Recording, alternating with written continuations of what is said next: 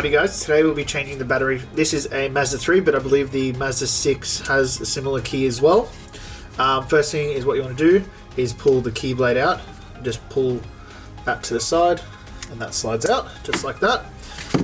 Now, it looks like someone's tried to get this key open and snap the sides there, but we want to get this apart.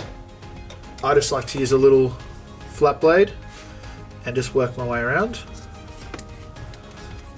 Just do the two sides like that, and then I just work my way around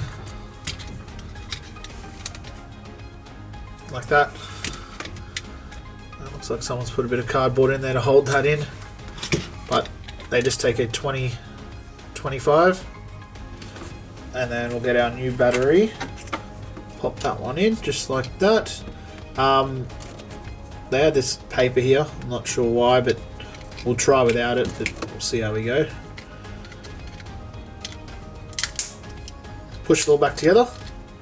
Alrighty, pop that part back in, and yeah, light's coming on.